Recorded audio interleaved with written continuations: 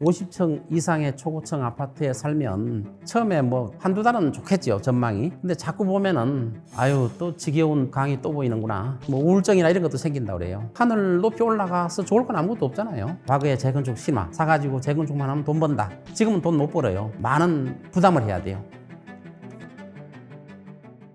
머니인사이드 구독자 여러분 반갑습니다. 저는 서동기입니다.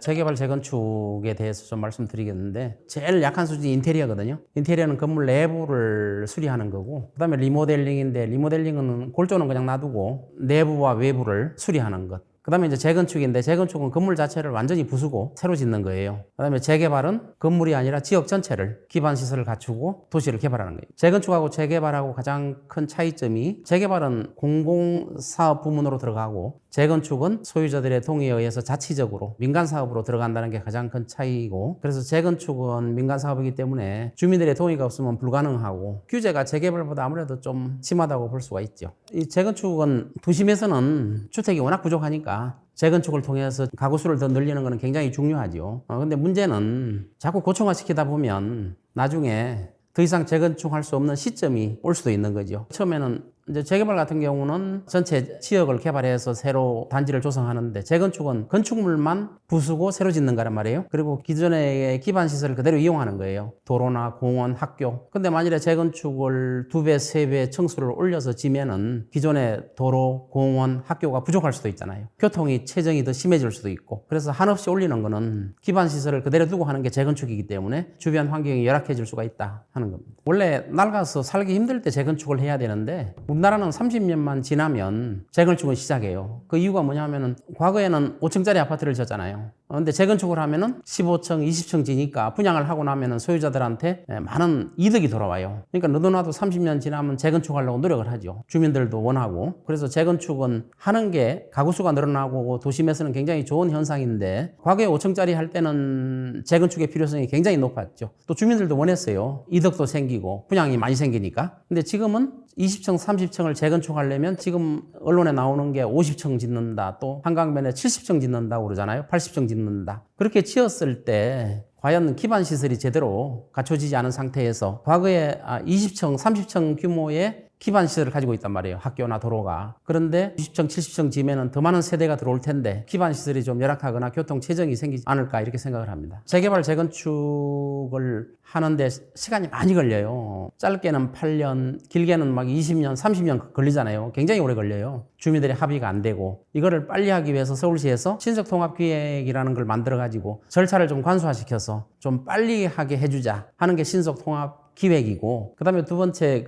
재개발 요건이 안 되는데도 불구하고 재개발을 할 수 있게 만들어주자 하는 게 모아타운이에요. 그래서 모아타운 같은 경우는 재개발을 예를 들어 3분의 2 이상의 소유자 동의를 받아야 된다고 한다면, 모아타운은 소유자들의 30%만 동의를 받으면 절차를 진행할 수 있어요. 그러니까 신속통합기획이나 모아타운은 전부 절차를 빨리 하기 위해서, 재개발, 재건축에 오래 걸리는 기간을 신속하게 땡기기 위해서 서울시에서 새로 만들어 놓은, 30%만 동의를 받아도 이제 진행하게 만들어 놨는데, 그러다 보니까 주민들 갈등이 심해요. 70%의 주민이 반대해도 진행할 수 있다는 거 아니에요. 그러면 반대하는 주민들을 무시하고 공공사업으로 진행해버리면 주민들의 피해가 생길 수 있죠.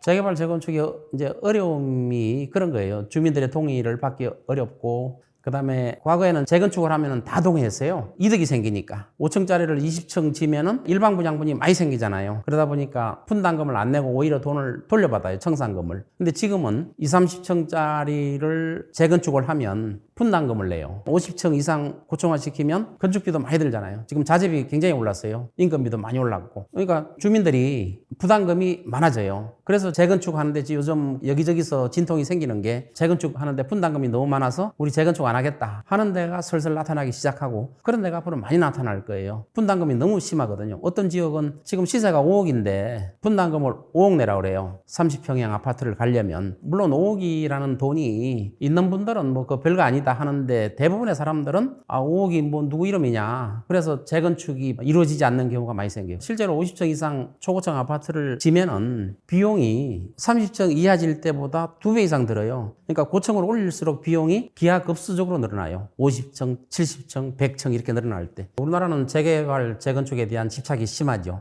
왜냐하면 과거에 선례가 있어 그래요. 재개발, 재건축을 하면 사놓기만 하면 돈이 됐거든요. 엄청난 돈을 벌었어요, 실제로. 5층짜리 아파트를 사잖아요? 그러면 분담금을 내는 게 아니라 오히려 돈을 돌려받아요, 많이. 왜냐하면 고층화 시키니까. 20층, 30층 지니까. 일반 분양 부분을 다 수익으로 받기 때문에 오히려 돈을 돌려받아요. 그러니까 재건축에 대한 신화가 생긴 거예요. 재건축은 하기만 하면 대박이다. 근데 이게 이제 바뀌기 시작했어요. 20, 30층 되는 건물을 재건축하려다 보니까 돈이 너무 많이 든다. 분담금도 소유자들이 부담하는 부분이 너무 많아진다. 그러니까 이제 바뀐 거예요. 요즘 재건축하는 공사 현장을 보면 건설회사도 포기한다고 그러고 공사비를 올려달라고 그러잖아요. 그럼 소유자들은 못 올려준다. 그럼 건설회사는 포기를 하잖아요. 그러니까 요즘에 재건축 현장을 보면 그런 현상들이 나타나요. 과거에 재건축 신화, 재건축만 하기만 하면 사가지고 재건축만 하면 돈 번다. 지금은 돈 못 벌어요. 많은 부담을 해야 돼요. 고층화를 높이 시키면 시킬수록 그 부담금이 엄청나게 늘어나기 때문에 재건축은 과거처럼 사기만 하면 돈 번다. 이런 개념에서 탈피하고 있는 거예요. 초고층 아파트는 우리나라는 이제 아직은 많지가 않아요. 근데 초고층 아파트를 선호하는 이유는 일단 전망이거든요. 전망. 뷰가 아주 좋잖아요. 전망이 아주 좋아요. 강을 바라본다든가 산을 본다든가 할 때 전망이 굉장히 좋잖아요. 근데 초고층 아파트는 아직도 실험 대상이에요. 50층 이상의 초고층 아파트에 살면 뭐 일본의 연구 보고서에 보면은 건강에 좋지 않다는 연구 보고서도 있어요. 물론 아직 완전히 검증된 건 아니에요. 그렇지만 건강에 안 좋다는 그런 말도 있고, 그리고 실제로 우리나라도 지금 초고층 아파트에 사는 사람들이 0.001% 굉장히 적은 인원만 살고 있잖아요. 그리고 이제 외국 같은데, 뉴욕 같은데 보면 한 80층, 90층의 아파트가 있거든요. 거기 살고 있는 분들은 엄청난 재력을 가지고 있는 분들이에요. 뉴욕의 초고층 아파트 같은 경우는 아파트가 뭐 보통 100억에서 1000억까지 가거든요. 아파트 값이 60층, 70층, 80층 살려면은. 근데 그분들은 이런 분들도 많아요. 1년에 한두 달만 사는 거예요. 나머지는 비워놔요. 관리비만 내고 비워놔요. 강이나 산을 높은 위치에서 보는 것도 하루 이틀이지. 자꾸 보면 질려요. 계속 보면 질리거든요. 돈 많은 분들은 1년 내내 보는 게 아니고 그냥 뭐 1년에 한두 달 와서 살고 나머지 비워놓고, 물론 엄청난 관리비 부담하면서 사니까 거의 뭐 재벌급 이상만 사는 거죠. 근데 우리나라의 초고층 아파트도 엄청난 비용이 들어요. 근데 우리나라는 이제 뭐 한두 달 살고 이런 건 없죠. 와서 살기 때문에 그분들한테 아직 설문조사는 안 해봤지만 고층에서 전망 매일 보는 게 좋으냐, 아마 전망 볼 시간도 없을 거고, 처음에 뭐 한두 달은 좋겠죠, 전망이. 근데 자꾸 보면은 아유 또 지겨운 또 강이 또 보이는구나, 계속 거기서 살게 되면 뭐 우울증이나 이런 것도 생긴다고 그래요. 그래서 이런 경우 또 건강이 또 안 좋아지는 문제, 뭐 하늘 높이 올라가서 좋을 건 아무것도 없잖아요. 올라간다고 해서 건강이 좋아질 것 같지는 않잖아요. 초고층에 살면은 노화가 빨라진다, 이런 것도 뭐 연구 보고서가 아직 많이 나오진 않았지만 나오고 있어요. 그 다음에 병이 잘 걸린다, 이런 보고서도 있어요. 근데 그거는 아직도 연구 보고서가 많이 되고 연구돼봐야 알겠지만, 우리가 이제 상식적으로 생각해서 높이 올라갈수록 건강이 안 좋아지는 건 사실이잖아요. 그러니까 아까 말씀드린 것처럼 초고층 아파트에 사는 분들, 80층, 90층에 사는 분들은 그냥 어쩌다 한 번씩 가서 전망 구경하고 나머지는 단독주택에 살고, 그러니까 거기 맨하탄의 초고층 아파트에 사시는 분들, 그분들은 그 집 한 채가 전부가 아니에요. 단독주택은 단독주택을 가지고, 또 각 나라마다 집이 있는 분들도 있어요. 사우디 왕자 한 분은 맨하탄에 가지고 있는데 거기는 그냥 1년에 한 번 정도 와서 전망 좋은 데 와서 그냥 휴양지로 사용하는 거고, 나머지는 대부분은 단독주택에서 살고 있어요.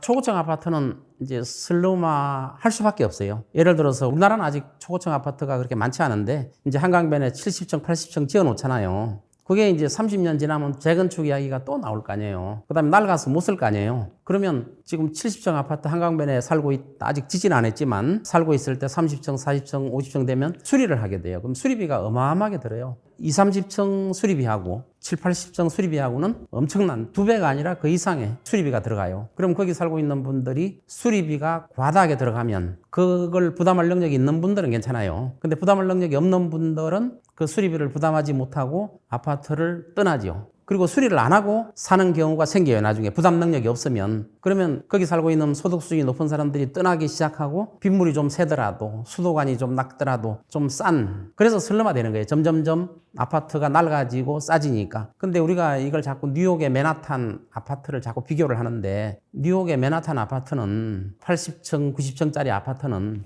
재산세하고 한 달에 관리비가 1, 2억 정도 내요. 매달. 물론 뭐 집값도 엄청나게 비싸지, 500억 정도. 그러니까 그러니까 한 달에 1, 2억 정도 내도 아무런 부담이 없는 사람들이 사는 거예요. 그리고 리모델을 또 해요. 거의 집값만큼 들여서 리모델을 해도 그분들은 다 할 능력을 가지고 있어요. 그럼 리모델을 하면은 새 집처럼 또 사는 거죠. 그러니까 100년, 심지어 200년까지 살 수 있는 거예요. 근데 우리나라가 만일에 초고층 아파트가 그걸 하게 된다. 그만한 부담 능력을 가지고 있는 분들이 있다면 살지만 그걸 뭐 부담 능력이 없다면 과다한 관리비를 낸다든가 과다한 관리비를 부담할 능력이 없을 때 결국 초고층 아파트는 재건축이 불가능하게 되는 거예요. 만일에 80층 아파트를 재건축했을 때 그걸 뭐 150층, 200층 짓겠어요? 힘들겠죠. 그럼 80층 아파트를 80층으로 지면 분담금이 거의 집값만큼 나와요. 어마어마하게 나와요. 그러니까 부담 능력에 달려 있는 거예요. 거의 뭐 재벌급의 부담 능력을 가지고 있으면 슬럼화가 안 돼요. 그런데 부담 능력이 적어지면 슬럼화가 될 수밖에 없는 거예요. 재건축을 계속 초고층화 시키고 있는데 문제는 인구예요. 부동산 가격을 결정하는 건 두 가지거든요. 소득과 인구거든요. 인구는 자꾸 줄어가요. 우리나라 지금 출산율이 0.7, 또 발표해 보니까 0.6대까지 내려왔더라고요. 0.6대면 국가가 소멸하는 거예요. 만일에 지금 0.7 그대로 유지한다면 우리나라 통계청에서 발표한 그 통계를 보면 우리나라가 2050년대는 4천만 명 밑으로 떨어져요. 전체 인구가. 그 다음에 2100년대가 되면, 이건 통계청 자료예요. 지금 추세로 간다면 2100년도에, 그러니까 앞으로 70년 후죠. 70년 후에는 1500만 명이 돼요. 우리나라 전체 인구가. 근데 우리나라 지금 주택수가 얼마냐면 2200만 호예요. 그중에 아파트가 1200만 호예요. 우리나라가. 그런데 나중에 70년 후가 우리 후손 세대가 될 수도 있겠지만 70년 후에 진짜 1500만 명이 된다면 아파트만 1200만 호인데 2200만 호 중에서 아파트 외에 나머지는 전부 빈집으로 남아있고 아파트 1200만 호조차도 한 집에 한 명씩 다 살 수도 있고 또 한 집에 두 명씩 산다면 반은 비어있게 되겠죠. 우리나라 지금 현재도 빈집이 150만 호예요. 인구가 자꾸 줄어나가면 빈집이 자꾸 생기면 그게 흉물이 되고, 제가 그 인천공항에서 이제 외국 나갔다가 인천공항에 들어올 때 그 많은 아파트들, 고층 아파트들이 비행기에서 볼 수 있잖아요. 그 고층 아파트들을 보면서 야, 그럼 우리나라가 2100년도 되면 70년 후가 되면 저 아파트들에 누가 살까? 저건 다 비지 않을까? 그 뭐 동물들이 와 살겠죠. 뭐 기린, 사자, 다람쥐 이런 사람들이 자기 집이라고 살겠죠. 근데 그래도 서울은, 서울 중심지는 인구가 1500만 명이 돼도 인구가 자꾸 모이잖아요. 중심지로. 그때가 돼도 일부 지역은 살아남겠죠. 중심지는. 근데 그 서울 외곽은 빈집이 많이 생기는 그런 현상이 생깁니다. 50층 이상 초고층 아파트를 지었을 때 서울 도심은 나중에 슬럼화가 잘 안 될 거예요. 인구가 아무리 줄어도, 옛날 조선시대 때도 서울에는 인구가 바글바글 했잖아요. 인구가 줄면 어떤 현상이 생기느냐? 서울 외곽에 있는 초고층 아파트 지금 짓고 있어요. 분당, 일산, 삼본 이런 데는 과연 사람들이 차겠느냐? 빈집으로 남아있을 수밖에 없는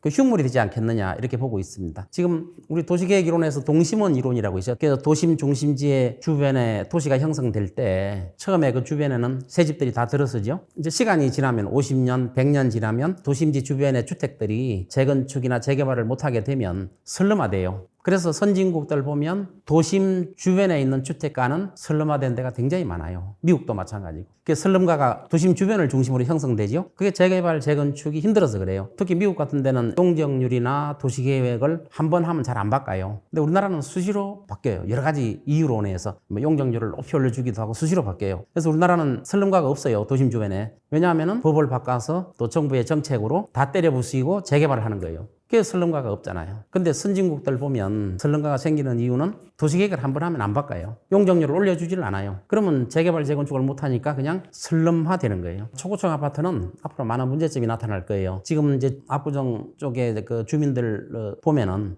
50층 이상 초고층을 짓지 말자 하는 분들이 굉장히 많아요. 과반수가 넘어요. 그만큼 초고층 아파트는 우리가 안 살아봐서 몰라요. 안 살아봐서. 근데 막상 살아보면 1년에 한두 달 사는 거는 괜찮을 수 있을지만 1년 내내 사는 거는 건강이나 모든 면에서, 특히 그 엘리베이터 한번 고장나면 큰일 나는 거예요. 전에 그 동작구에서 30층 사는 분이 홍수가 나가지고 엘리베이터 고장난 적이 있어요. 그래서 30층을 왔다 갔다 걸어다니는, 거의 한 일주일을 걸어다녔어요. 엘리베이터 고장나서. 근데 만일에 80층 아파트가 엘리베이터가 고장났다. 그러면 차라리 에베레스트 올라가는 게 낫지. 그 고층 아파트를 올라갔다 내려갔다 해요. 그러지 말라는 법이 없어요. 엘리베이터 고장.